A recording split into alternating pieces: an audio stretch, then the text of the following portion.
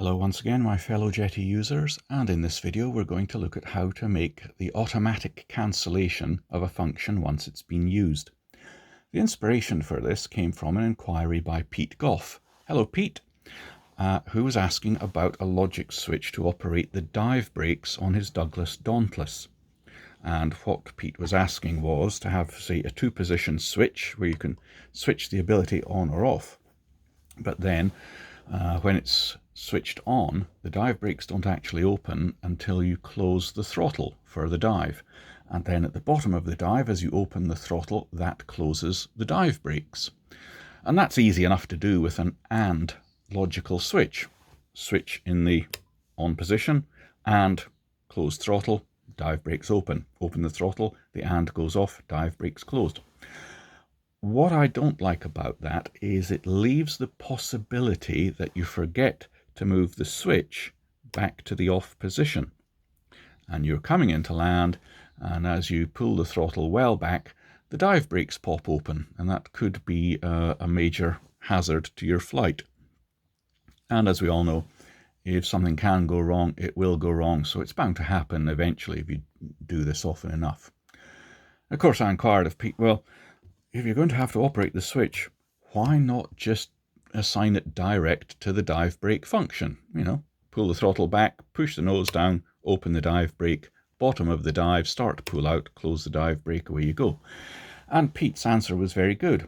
He's going to be using this in competition. And he's busy enough trying to fly the maneuver accurately without having to operate a switch at the top and the bottom of the dive. Okay, so that's fine. What I thought was, well, we want some way of making the function cancel itself once it has been used. And that's easy enough to do with one more logic switch in the system. So what will happen is, on the run into the maneuver, when you've got a moment to think, you switch the system on. Nothing will happen. And when you close the throttle, the dive brakes will open. Bottom of the maneuver, you pull out, open the dive brake, open the throttle, the dive brakes will close. But it's a one-off operation.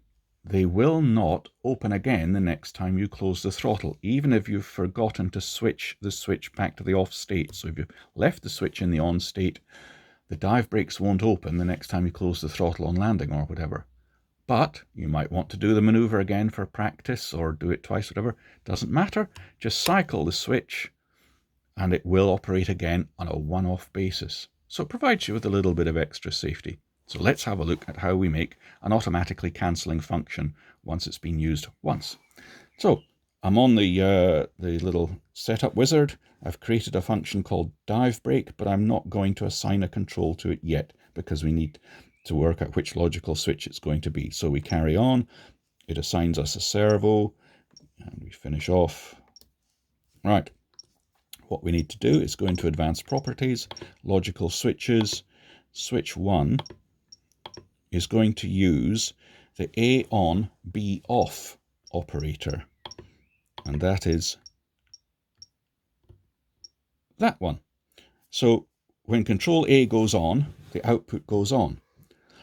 And when control B goes on, the output goes off. And there's an important difference in this switch compared to something like the AND and the OR operators. This switch is not looking at the actual location of control A and control B. All it's concerned about is when it transitions from off to on. So even if control 2 is on when you switch on control A or control 1, the output will go on, not off, and it will stay in the on position even though control 2, the B part of it, is in the on state. What it needs is for B to come off and then transition back to the on state. So this one is not triggered by where the switch is. It's triggered purely by the transition. Okay, that's the important bit. So let's, oops, I can be a muppet sometimes. There we go. Come back up. Control 1 then is going to be the master on-off switch. So I'll say pulling it towards me arms the system. Obviously, if you want it pushed away, you do it that way. So say OK. And Control 2 is going to be the throttle going from low to high, because that's what's going to switch it off at the bottom of the maneuver. When you've come off low throttle, you've opened up the throttle again back to level flight, we want the arming to be switched off. So we move the throttle, we change it to the second proportional type that shows this. So we move the throttle and put it in the location where we want the system to disarm, a little bit off idle, for instance. This is not the same as closing the brakes, but it's around about the same point.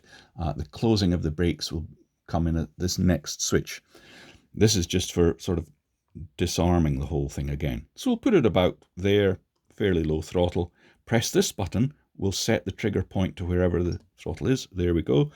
And then we just want to make sure that it's X below that point and tick above that point. And say OK to that. Right, let's check the whole thing over. I've put the throttle at the midpoint. Arming switch is off. So the system is off. Now, if I move the arming switch on, which is A, Control 1, this will go on. Even though the throttle is high. Doesn't matter, I'm moving the throttle stick up and down, I'm just not coming right back to idle. Now I come back to idle, and as I move the throttle up from idle, bingo, it's switched that output off. And I can play with the throttle all over the place, doesn't matter. I can move the arming switch back to the off state, move the throttle, doesn't matter, it stays locked off. Good, that's what we're after. So we come to logic switch 2. And Control 1, won't surprise you to learn, is logic switch 1 that we've just created. Okay, and Control 2. Now, this is actually the one that's going to open and close the brakes. So, and we wanted that to be at low throttle. So we move the throttle stick, press proportional twice to get this screen, and we'll move the throttle to the point where I want the brakes to open and close. So let's say it's about there. I press this button, which will set the switch to where we actually are. If it's not exactly what you want, it's at -77, just turn the rotary dial. Anti-clockwise takes the numbers even lower. Clockwise brings the numbers higher. So let's say we want it there. But very importantly, we want it to switch on when it goes low. At the moment you can see it's on when it's higher than the trigger point and off when it's lower. So press Rev, and now it'll be on when it's below and off when it's higher. There we go. And the condition will be an AND switch. Okay, let's test out this logic. The arming switch is in the off position. I'm moving the throttle up and down. As you can see, the throttle is going low and high up through the trigger point, but the output is remaining off. Okay, I'll put it to mid throttle, pull the arming switch on. Control 1's gone on, but the throttle is still in the off position, so our output is still off. I'll move the throttle up and down without coming quite back to idle. Stays off. Now I'll come back to idle in the dive. Bingo.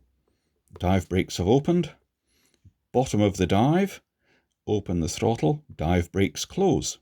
But now I can go full throttle, I can go idle again, the dive brakes remain closed. I can go full throttle, idle, dive brakes remain closed. If you want to do the maneuver again in the flight, cycle the master switch, throttle's partly open, come back, top of the dive, close the throttle, dive brakes open, bottom of the dive, open the throttle, dive brakes closed, and now full, closed, they're not going to open the brakes again. Again, if you want to do it again, simply cycle the switch and you're off. So what we do with that is assign it to the function. Dive brake gets logic switch 2, okay, okay. And it was already assigned to a servo, so let's have a look at the servo. It is number 5. It's -100%, so it's locked in the off position. And we move the master switch to the off position, and we can move the throttle around. There we go.